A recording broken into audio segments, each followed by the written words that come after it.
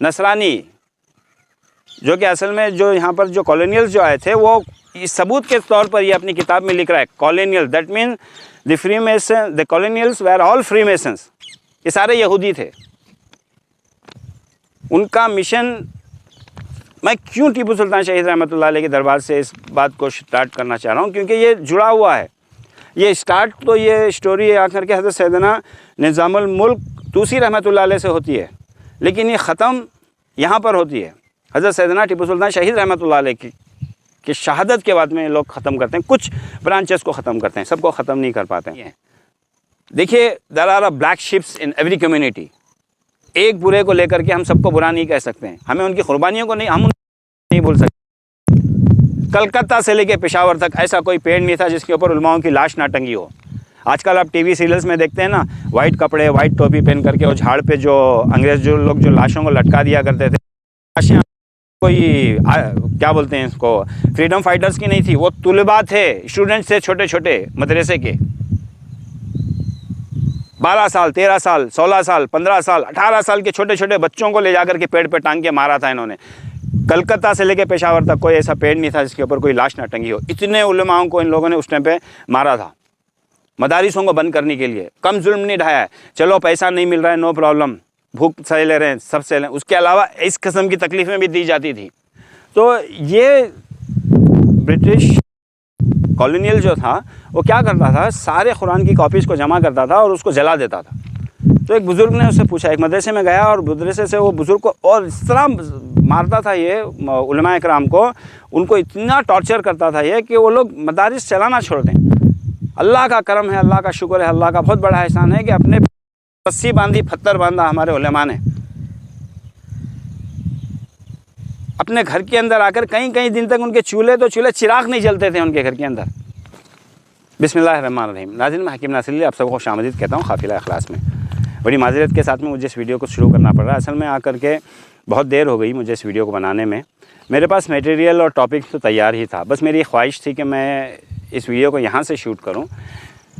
ये हज़रत सैयदना टीपू सुल्तान शहीद रहमतुल्लाह अलैह हज़रत अज़ीज़ का दरबार, बहुत बड़ा आशिक़ हूँ मैं इनका।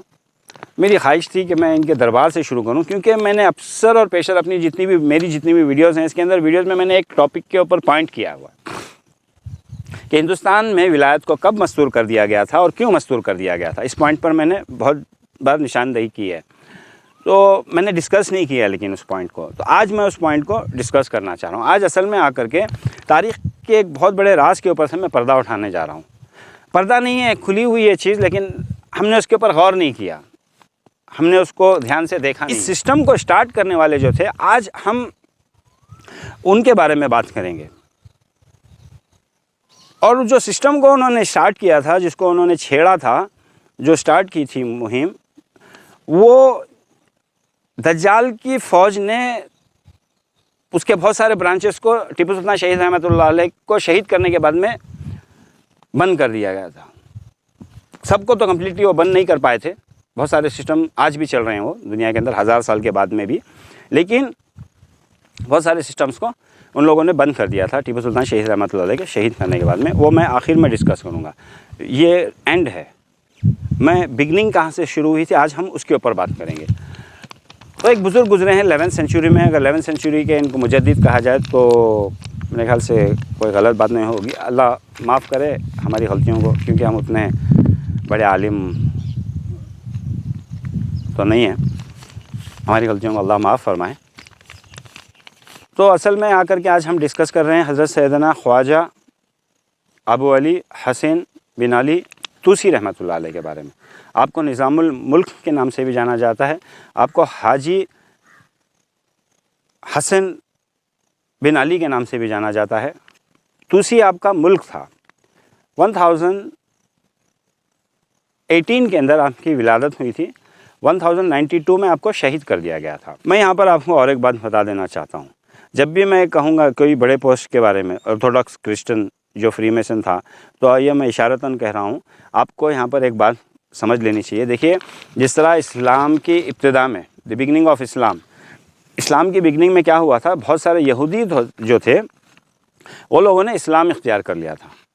जिनको तारीख़ में मुनाफिकीन के नाम से भी जाना गया है, जिन्होंने बहुत बड़े बड़े ख़तरनाक फ़िरक़े भी बनाए, बहुत बड़ी बड़ी साजिशें भी की, बहुत बड़े बड़े जाल भी बिछाए। नबी करीम सल्लल्लाहु अलैहि वसल्लम के होते वक्त में ही ये लोग, बहुत सारे यहूदी जो थे वो मुस्लिम बन करके, मुसलमानों के अंदर आकर के इस किस्म की तबाही मचा रहे थे। उसी दौर से ये शुरू हो चुका था।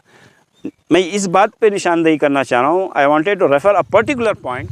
अगर हमको दुनिया पर हुकूमत करना है, हमको इनको लीड करना है, तो we need lot of man power. Man power की इनको बहुत ज़रूरत थी। अब इसके लिए इन लोगों ने क्या किया, मैक्सिमम जो इनके हायर पोजीशंस पे हुआ करते थे, जो बड़ी लेवल्स पे रहते थे, पोस्ट पर रहते थे, वो लोग अपने आप को ईसाई बता करके वहाँ तक पहुँच जाते थे, लेकिन ये होते यहूदी थे। जिस तरह के, जब मैं आपको क्रूसेडर्स के बारे में बताऊंगा तो मैं आपको क्लियरली एविडेंस के साथ में बताऊंगा कि ये जितने भी आपके जो नाइट टेम्पलर्स थे, ये सारे के सारे जो उनके जो हेड्स थे, जो उनको लीड कर रहे थे, जिनके हाथ में सारे का सारा पावर था, ये सारे के सारे यहूदी थे। इनके जो ग्रैंड मास्टर्स थे, मैं उनके सारे के सारे रिकॉर्ड्स भी आपके सामने दिखाऊंगा, तभी आपको सबूत के साथ मैं बताऊंगा कि ये लोगों का असल में गेम क्या था, मंशा क्या था और ये लोग क्या कर रहे थे। तो आप ये बात ज़हनशीन कर लें कि जिस बड़े पोस्ट के ऊपर हम किसी को फाइंड आउट यानी पॉइंट आउट करते हैं, ऑर्थोडॉक्स क्रिश्चियन, एक्चुअल में वो ऑर्थोडॉक्स क्रिश्चियन नहीं होता, वो यहूदी रहता है जो अपने आप को, यहूदियत को छुपा करके क्रिश्चियनिटी को सामने ला करके दिखा रहा है। ये सारे जो फ्री मेसन्स वगैरह जो हुआ करते थे, ये सारे यहूदी थे और आज भी यहूदी ही हैं, लेकिन ये कन्वर्ट हो चुके रहते हैं, अपने आप को क्रिश्चियन की तरह जाहिर करते हैं। तो मैं शायद ये पॉइंट आउट नहीं कर पाऊँगा। तो मैं हवाला ये दे रहा हूँ कि इस्लाम की तारीख़ में हमारे पास एविडेंस है, हमारे पास सबूत है कि बहुत सारे यहूदियों ने इस्लाम कबूल किया था, लेकिन वो मुसलमान नहीं थे, वो अंदर से यहूदी ही थे। मुनाफिक कहते हैं हम लोगों को, मुनाफिकीन थे, हम लोग उनको मुनाफिकीन कहते हैं। उसी तरह जब अंग्रेज़ों का जब दबदबा हो गया, क्रिश्चियनिटी का जब दबदबा हो गया, तो इन लोगों ने क्या, उसमें तो इनको ज़्यादा कुछ मेहनत करने की ज़रूरत नहीं है क्रिश्चियन बनने के लिए। किताबें तो एक हैं, सब कुछ एक है, कमांडमेंट्स भी एक ही हैं, 10 कमांडमेंट्स। क्रिश्चियंस भी आकर के मूसा अलैहिस्सलाम की शरीयत को फॉलो करते हैं। ईसा अलैहिस्सलाम ने बताया था कि मैं कोई नई शरीयत नहीं लाया हूँ, हम मूसा अलैहिस्सलाम की शरीयत को फॉलो करेंगे, 10 कमांडमेंट्स। तो लॉज भी हुई हैं, रूल्स भी हुई हैं, सब कुछ हुए हैं, तो इनको ज़्यादा दिक्कत नहीं होती थी। ये लोग क्रिश्चियन बन के दुनिया के सामने आते थे। तो हम बात कर रहे थे एक अरबी राइटर की, जिसका नाम था जिर्जिस ज़ीदान। ये एक लेबनानी था, अरबी था, लेकिन ये क्रिश्चियन था, Orthodox Christian, but he was a free mason. इसने एक किताब लिखी थी फ्री मेसन के नाम पर भी, जिसका नाम था तारीख़ुल मसूनिया, तारीख़ अल मसूनिया उस किताब का नाम था। इसके कुछ कोर्स के साथ में मैं इस लेक्चर को स्टार्ट करना चाहता हूँ। हज़रत सैयदना हसन बिन अली रहमतुल्लाह अलैह तूसी रहमतुल्लाह अलैह के बारे में बात करने से पहले मैं इसके कुछ कोट्स हैं जो मैं आपको बताना चाहता हूँ। और हसन रहमतुल्लाह अलैह का एक वाक़या था, एक कोट इसका, जो मलिक शाह और हज़रत सैयदना निज़ामुल मुल्क के बीच में एक कन्वर्सेशन चल रही थी, उसको इसने अपनी एक किताब में कोट किया था। इसने बाकायदा करके अपने उस किताब के नीचे और भी आगे की लाइंस में वो लिखता है कि ये वही सिस्टम था, निज़ामुल मुल्क का सिस्टम, जिसको तोड़ने के लिए कॉलोनियल्स, पॉइंट टू बी नोटेड, ये क्रूसेडर्स फ्रीमेसन्स के बारे में बात कर रहा है, बट उस बुक के अंदर पॉइंट क्या लिख रहा है, कॉलोनियल्स। कॉलोनियल्स मतलब कौन, ब्रिटिशर्स, नसरानी, जो कि असल में जो यहाँ पर जो कॉलोनियल्स जो आए थे, वो इस सबूत के तौर पर ये अपनी किताब में लिख रहा है colonial, that mean the freemason, the colonials were all freemasons, ये सारे यहूदी थे। उनका मिशन, मैं क्यों टीपू सुल्तान शहीद रहमतुल्लाह अलैह के दरबार से इस बात को स्टार्ट करना चाह रहा हूँ, क्योंकि ये जुड़ा हुआ है। ये स्टार्ट तो ये स्टोरी आकर के हज़रत सैयदना निज़ामुल मुल्क तूसी रहमतुल्लाह अलैह से होती है, लेकिन ये ख़त्म यहाँ पर होती है हज़रत सैयदना टीपू सुल्तान शहीद रहमतुल्लाह अलैह की शहादत के बाद में लोग ख़त्म करते हैं, कुछ ब्रांचेस को ख़त्म करते हैं, सबको ख़त्म नहीं कर पाते हैं। हज़रत सैयदना टीपू सुल्तान शहीद अहमद, मैं चाहता हूँ कि मैं कुछ पॉइंट्स आपको बता ही दूँ कि वजह क्या है असल में मुझे इस वीडियो को यहाँ पर शूट करने की। असल में जब टीपू सुल्तान शहीद रहमतुल्लाह अलैह को शहीद किया गया था तो उनकी शहादत के बाद में बहुत सारे औलिया इकराम को पकड़ कर मारा गया था। सिर्फ कर्नाटक के अंदर 1200 वलियों को मारा गया था। बहुत सारे दरबारों को इन लोगों ने तोड़ दिया था, बहुत सारे मदारिस को इन लोगों ने तोड़ दिया था, बहुत सारे खानखाओं को इन्होंने तोड़ दिया था। इनका मिशन यही था कि सारे के सारे मदारिसों को मिटा दिया जाए। उसके बाद में जब क्या हुआ, जब इन लोग खुलेआम जब सूफियों को कत्ल कर रहे थे, औलिया इकराम को कत्ल कर रहे थे, तभी आकर के विलायत को मस्तूर कर दिया गया कि आप अंडरग्राउंड हो जाओ। उस वक्त के जो सही जो उलमा थे, जो सूफिया इकराम जो थे, वो सारे के सारे अंडरग्राउंड हो चुके थे। तसव्वुफ अंडरग्राउंड से चल रहा था, ऐसा नहीं कि तसव्वुफ ख़त्म हो गया था, अंदर से चल रहा था। जिसके मुक़द्दर में लिखा हुआ था वो बुज़ुर्ग उसके सर पे जाकर खड़े हो जाते थे, या फिर वो मुरीद जो होता था वो ढूंढते ढूंढते अपने पीर के पास आ जाता था। इस तरह से चल रहा था। ज़ाहिर में बहुत सारे इन लोगों ने ढोंगी बाबाओं को अपेयर कर दिया, सामने लाकर खड़ा कर दिया। जितने गर्दुल्ले दिखते हैं ना आपको दरगाहों के अंदर, नशेबाज गर्दुल्ले, गांजा मारने वाले, अपने आप को जो पीर बाबा जो बोलते हैं, ये सारे के सारे देवर अपॉइंटेड बाय द ब्रिटिशर्स। आपको शायद पता नहीं होगा, हिंदुस्तान के अंदर बहुत सारी दरगाहें ऐसी हैं जिनको अंग्रेज़ों ने बनाया है। आप अभी गूगल कीजिए, एक दरगाह का नाम है नाफे शाह। नाफे शाह का मतलब, नाफे कहते हैं हिरन की जो पीछे जो एक लुंडा निकलता है जिसे मुश्क कहते हैं, उस हिरन को, उस डीर की किस्म को नाफे कहते हैं। तो एक अंग्रेज़ ने क्या किया, उसने एक दरगाह बनवाई वहाँ पे। आज भी आप गूगल करें, आपको एड्रेस के साथ में मिल जाएगी नाफे शाह कहाँ पर है। वो शायद नॉर्थ इंडिया में कहीं पर है दरगाह। एक अंग्रेज़ को वहाँ पर नाफे की खुशबू आई, मुश्क की खुशबू आई एक जगह से, ज़मीन से। उसने बोला मुझे यहाँ से मुश्क की खुशबू आ रही है, तुम यहाँ पर एक दरगाह बना दो। तो वहाँ पर दरगाह खोद कर देखा नहीं अंदर क्या है, खोद कर देखा नहीं अंदर क्या है, दरगाह बना दिया उसके बाद। आज बहुत बड़ी दरगाह है। आज बात करोगे तो कुछ प्रॉब्लम क्रिएट हो जाएगी वहाँ पर। इसी तरह बहुत सारे दरगाहों को इन लोगों ने बनाया, बहुत सारे दरगाहों को इन लोगों ने मिटाया, मिसमार किया, बहुत सारे दरगाहों को इन लोगों ने बंद किए। इधर तक कि हज़रत सैयदना दादा नाथर वली नसरुद्दीन तबले आलम बादशाह क़द्दसल्लाहु सिर्रहु अज़ीज़ को, उनके दरबार को 1 साल के लिए बंद किया गया था 1925 में। इसी तरह इन लोगों ने बहुत सारे औलिया इकराम को मारा। उस वक्त में क्या किए, सारे के सारे जो औलिया इकराम थे वो आकर के अंडरग्राउंड हो गए। उसके बाद में ये लोगों का मिशन था कुरान को ख़त्म कर देना हिंदुस्तान से, और मदारिस को ख़त्म कर देना। एक ब्रिटिशर का वाक़या, मैं उसका भी आपको वाक़या सुना देता हूँ।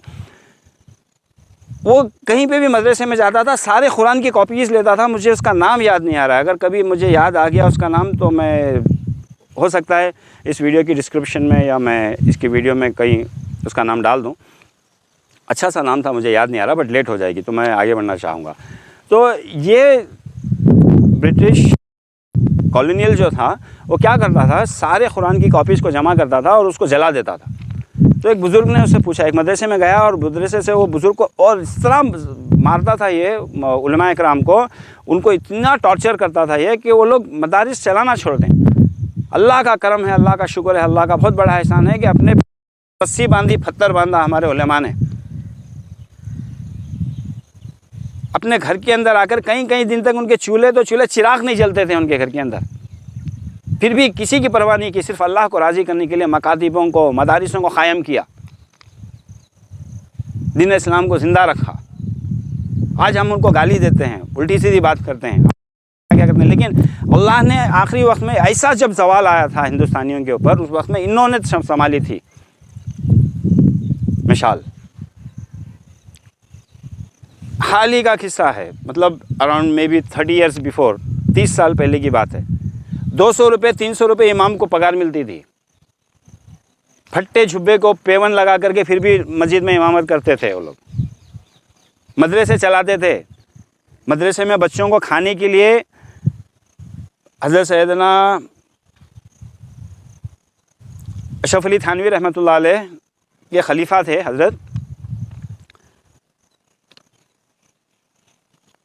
मसीहुल्लाह, शायद हज़रत का नाम मुझे याद नहीं आ रहा है, कभी याद आएगा तो मैं बता दूंगा। हज़रत का ऐसा निज़ाम था, वो साल में कुछ चुने हुए बच्चों को ही लेते थे मदरसे में।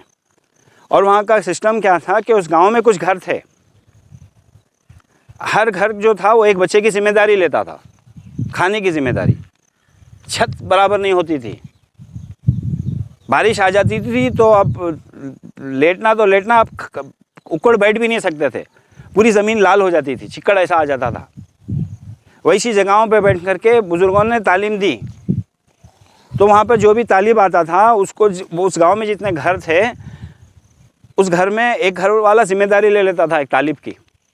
वो तालिब जा कर के उस घर से अपना खाना लेता था, खाता था और फिर मदरसे में आकर पढ़ता था। ऐसे ऐसे कंडीशंस में इन्होंने इस्लाम को ज़िंदा रखा है। इतनी आसानी से नहीं आया हमारे पास इस्लाम। ये कुरान, ये हदीस जो आज हम उलमा को जो गाली देते हैं ना, ये इतनी आसानी, उन्होंने बहुत कुर्बानियाँ दी हैं। देखिए, there are black ships in every community. एक बुरे को लेकर के हम सबको बुरा नहीं कह सकते हैं, हमें उनकी कुर्बानियों को नहीं, हम नहीं बोल सकते। कलकत्ता से लेके पेशावर तक ऐसा कोई पेड़ नहीं था जिसके ऊपर उलमाओं की लाश ना टंगी हो। आजकल आप टीवी सीरियल्स में देखते हैं ना, वाइट कपड़े, वाइट टोपी पहन करके और झाड़ पे जो अंग्रेज जो लोग जो लाशों को लटका दिया करते थे, लाशें कोई क्या बोलते हैं इसको, फ्रीडम फाइटर्स की नहीं थी, वो तुलबा थे, स्टूडेंट्स थे छोटे छोटे मदरसे के। 12 साल, 13 साल, 16 साल, 15 साल, 18 साल के छोटे छोटे बच्चों को ले जाकर के पेड़ पे टांग के मारा था इन्होंने।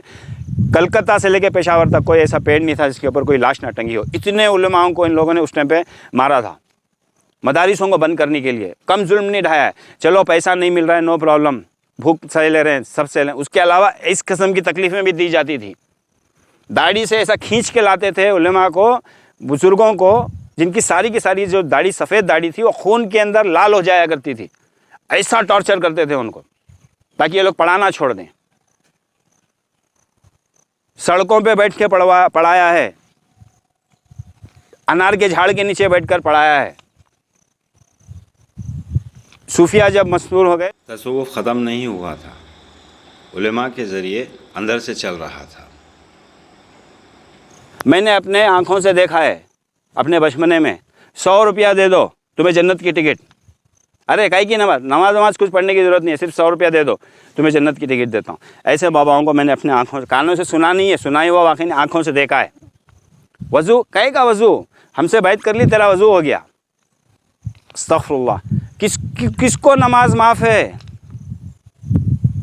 ऐसे पी रहे हैं, हमसे मुरीद हो जाओ तुम्हारी नमाज माफ़, तुम्हारे रोज़े माफ़, तुम्हें वज़ू करने की ज़रूरत नहीं है। ऐसा फितना जो फैला था, जो सामने जो आए थे, जैसे कि खादियानी था, अहमद रज़ा खादियानी, ग़ुलाम अहमद खादियानी, इनको सब इन्हों लोगों ने क्रिएट किया था। ऐसे बहुत सारे फ़िरक़े क्रिएट किए, ऐसे बहुत सारे फेक बाबास क्रिएट किए, ऐसे लोगों को ला कर के बिठा दिया। लेकिन ये थे उलेमा जिन्होंने बचा कर रखा। मुझे ये कुछ पॉइंट्स बताना, क्योंकि उसके बाद में ये सारा सिस्टम, मैं क्यों बता रहा हूँ, ये सारे पॉइंट्स आपको क्यों पॉइंट आउट करवा रहा हूँ, ये 1000 साल पहले की गई जो प्लानिंग थी, जो मुजद्दिद को अल्लाह ने खड़ा किया था, जिसके हाथ से अल्लाह ने काम लिया था, वो काम का असर था जो यहाँ तक आया था, जो आज भी कायम है। जो भी हमारा जो एजुकेशन सिस्टम है, जिसके अंदर हम कैरिकुलम्स, सलीबस जो पढ़ते हैं, जैसे एक इस्लामिक, जैसे फ़िक़्ह कहते हैं, जैसे आलिम बनना कहते हैं, उसमें कहा जाता है दरसे निज़ामी, यानी द सिस्टम ऑफ निज़ामी। एक बुक की शक्ल में, एक लेसन की शक्ल में, एक सब्जेक्ट की शक्ल में उसको एक एजुकेशन सिस्टम में ढालने वाले थे हज़रत सैयदना ख्वाजा हसन बिन अली तुसी रहमतुल्लाह अलैह, जिन्हें निज़ामुल मुल्क के नाम से भी जाना जाता है, जिन्होंने बहुत सारी फील्ड्स के ऊपर काम किया था। 11वीं सेंचुरी के मुजद्दिद थे। मैं मुजद्दिद के बारे में भी आपको एक बात बता देता हूँ। मुजद्दिद उसको कहते हैं द रिवाइवर। ये 100 साल में, 500 साल में या 1000 साल में ऐसा अल्लाह ताला भेजते हैं। एक मुजद्दिद होता है जो सारे सिस्टम्स को रिवाइव करता है, एक मुजद्दिद वो होता है जो अपनी फील्ड में रिवाइव करता है। ज़रूरी नहीं है कि एक ही मुजद्दिद, हर बार एक ही मुजद्दिद सारी फील्ड में रिवाइव का काम करे, नहीं। कुछ मुजद्दिद हर वक्त में होते हैं जो उनकी फील्ड के अंदर वो मुजद्दिद होते हैं। मतलब अगर वो एजुकेशनिस्ट हैं तो एजुकेशन लेवल पे, या साइंटिस्ट हैं तो साइंटिस्ट लेवल पे, या फिर किसी भी फील्ड में है तो वहाँ पर वो रिवाइव करते हैं। जो करप्शन जो हो गया रहता है, जो ख़राबी जो पैदा हो गई थी, तो उसको सीधा करके उसको सीधा कर देते हैं, फिर नॉर्मल ट्रैक पे शरीयत और सुन्नियत के दायरे में लेकर आते हैं। इनको कहते हैं मुजद्दिद। एक 11वीं सेंचुरी के बहुत बड़े मुजद्दिद गुजरे हैं। हम अब अपने मेन टॉपिक के ऊपर आते हैं। बहुत बड़े मुजद्दिद गुजरे हैं जिनको निज़ामुल मुल्क के नाम से भी जाना जाता है, जिनको ख्वाजा हसन बिन अली के नाम से भी जाना जाता है रहमतुल्लाह अलैह, और जिनको निज़ामुल मुल्क के नाम से भी जाना जाता है। अल्लाह अकबर, अल्लाह अकबर। ऐसे काम, ऐसे कारनामे हज़रत के हाथ से लिए थे। अल्लाह ने ऐसे काम लिए अल्लाह ने जिसकी कोई इंतहा नहीं। ये जो आज दुनिया की जो आप स्पाई नेटवर्क जो देखते हैं ना, secret agencies, intelligence, spy network वगैरह वगैरह, CIA वगैरह वगैरह, इस सिस्टम की बुनियाद रखने वाले, बात करते करते बात कहीं और तक चले गई। तो हम बात कर रहे थे जॉर्जी ज़िदान के बारे में, जो कि एक अरबी था, लेबनानी था और एक ऑर्थोडॉक्स क्रिश्चियन था, जो अपनी किताब के अंदर एक वाक़ये को कोट करते हुए लिखता है, जो कन्वर्सेशन हुई थी मलिक शाह और हज़रत निज़ामुल मुल्क के बीच में। तो निज़ामुल मुल्क की और जो मलिका थी तुरहान खातून, इन दोनों का जमता नहीं था, वो पसंद नहीं करती थी निज़ामुल मुल्क को। तो मलिक शाह से उन्होंने शिकायत की थी कि बेकार में इतनी लाखों की फ़ौज खड़ा करके रखी है जो कि कोई काम की नहीं है, हमें इतनी फ़ौज की क्या ज़रूरत है, बेकार में हम इतना फ़ौज का ख़र्चा क्यों उठा रहे हैं। जब मलिक शाह को ये बताया गया तो मलिक शाह ने निज़ामुल मुल्क से ये सवाल किया। तो निज़ामुल मुल्क ने कहा था उस सवाल के जवाब में कि हमें इतनी फ़ौज, जब मलिक शाह ने पूछा कि हमें इतनी फ़ौज की क्या ज़रूरत है, हमें क्या ज़रूरत है इतनी बड़ी फ़ौज की, तो निज़ामुल मुल्क का तारीख़ी जुमला था, 1000 साल के बाद भी आज भी सुनहरी लफ्ज़ों में लिखा गया है कि सुल्तान, आप ये जो फतूहात देख रहे हैं, जो दिन भर में जो ये करामतें देख रहे हैं, जो फतूहात देख रहे हैं, आप क्या समझते हैं आपकी तलवारों की फ़ौज ने ये सारी फतूहात हासिल की है?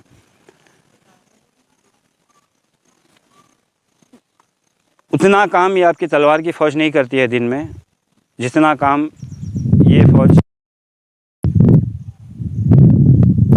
इन तलवारों वाली फ़ौज से ज़्यादा हमें इन फ़ौजों की ज़रूरत है, क्योंकि रातों में उठकर रो कर अल्लाह से ये लोग मांगते हैं, जिसकी शक्ल में आपको ये अंजाम और ये नतीजे दिखाई देते हैं, ये फतूहात दिखाई देते हैं ज़मीन के ऊपर। ये जुमला, इसको नोट कीजिए, इस पॉइंट को, इस एक जुमले को अगर आप समझ लेंगे ना, तो मलिक शाह और निज़ामुल मुल्क की अंडरस्टैंडिंग और निज़ामुल मुल्क का दिमाग और इनका आइडियोलॉजी आपको सारी के सारी बात समझ में आ जाएगी।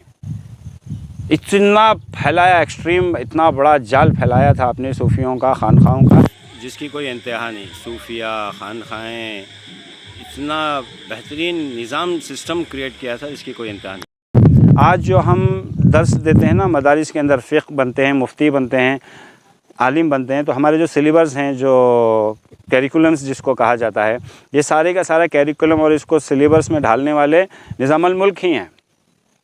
इससे पहले ऐसा सिस्टम नहीं हुआ करता था, एक एजुकेशन सिस्टम में ढाला नहीं गया था फ़िक़्ह को, इन सारे पोस्ट को, इन ग्रेजुएशंस को, इसको सारों को इसका नाम भी दिया गया, इसे आज भी दरस निज़ामी कहते हैं, सिस्टम ऑफ निज़ाम, इन्हीं के नाम पर रखा गया, दरस निज़ामी, निज़ामिया एजुकेशनल ट्रस्ट। ये जो निज़ामिया जो नाम आता है ना, हज़रत के नाम पर आता है।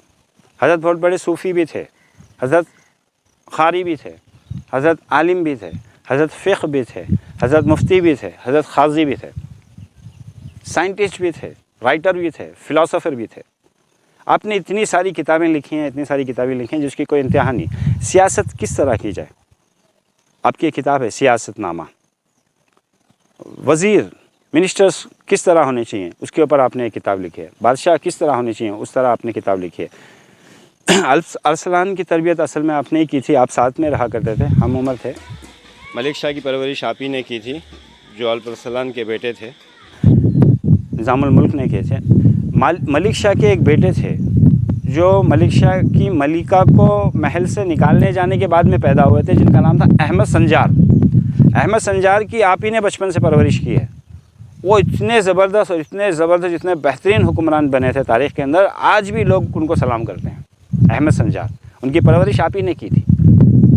जैसे कि मैंने अपनी पहली वाली बात में बताया कि मुझे हज़रत सैयदना निज़ामुल मुल्क का एक सिस्टम बहुत अच्छा लगता था कि वो सारे यतीमों को लेकर के उन्होंने एक ऐसी फ़ौज बनाई थी जिसकी कोई इंतहा नहीं थी। स्पाई नेटवर्क जो उन्होंने क़ायम किया था, यतीमों के सारे बच्चे लेकर के, ऐसे ऐसे ख़तरनाक उनके स्पाइस होते थे जिसकी कोई इंतहा नहीं। एक नई नई लैंग्वेजेस, नए नए सिस्टम्स, नए नए तरीक़े। मलिक शाह को ख़ुद हैरान हो जाता था वो कभी कभार देख के, उसे ख़ुद नहीं पता रहता था कि मेरे आगे पीछे इतने स्पाइस मेरे घूम रहे हैं मेरी हिफाजत के लिए। हर मिशन को नाकामयाब कर देते थे यहूदियों के। एक साइंटिस्ट थे। मदरसे का जो सिस्टम है ऐसा आज भी जो दुनिया में जो मदारिस का जो सिस्टम है वो आप ही से शुरू हुआ था। आज तो सारे आलम के अंदर आप जो मदारिसों का जो सिस्टम, अभी मैंने थोड़ी देर पहले जो उलमा की जो बात बताई मैंने कहा था ये इंतहा जो आज भी हम सिस्टम चल रहा है ये असल में इसकी बुनियाद आप ही ने रखी थी। बगदाद का सबसे बड़ा मदरसा निज़ामिया वो आप ही ने क़ायम किया था, यूनिवर्सिटी ऑफ निज़ामिया। उसके बाद में ये लोग यूरोप वाले आए थे, हमको कॉपी किया था इन्होंने। नहीं तो इन लोगों के पास एक एजुकेशन सिस्टम ही नहीं था, सारे पोप के पीछे भागा करते थे। उसने जो कह दिया वो कह दिया, दिन को दिन कह दिया, दिन को रात कह दिया रात, रात को दिन कह दिया दिन, ज़मीन को बोल दिया फ्लैट तो फ्लैट। साइंटिस्ट ने जब कहा कि दुनिया गोल है तो उसको मार दिया गया था। मैं 200 साल पहले की बात कर रहा हूँ। गूगल कीजिए आपको मिल जाएगा ये भी। तो ये इस किस्म के पागल लोग थे। आज हम अपने आप को मॉडर्न कहते हैं। इनको एजुकेशन सिस्टम देने वाले हम हैं। निज़ामिया यूनिवर्सिटी से इन लोगों ने यूरोप ने कॉपी किया था। इनकी ऑक्सफोर्ड यूनिवर्सिटी ले लीजिए, कैम्ब्रिज ले लीजिए, जो भी यूनिवर्सिटीज़ ले लीजिए 12th सेंचुरी के बाद में आए हुए हैं, almost in the beginning of 13th century. हम लोग 11th सेंचुरी के अंदर सारे मदारिस वदारिस सब यूनिवर्सिटी सब बना चुके हैं। साइंस के अंदर आपका बहुत बड़ा योगदान रहा। फाइनेंस इकोनॉमिक्स के बारे में तो आप इतने एक्सपर्ट थे जिसकी कोई इंतहा नहीं थी।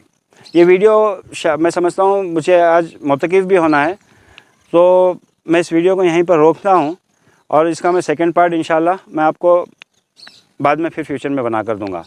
तो वक्त मैं ज़्यादा नहीं लेना चाहता, मैं चाहता हूँ कि छोटे छोटे पार्ट्स में मैं इस सीरीज़ को ख़त्म करूँ। तो मुझे इजाज़त दें, इंशाल्लाह अगली वीडियो में फिर मिलते हैं।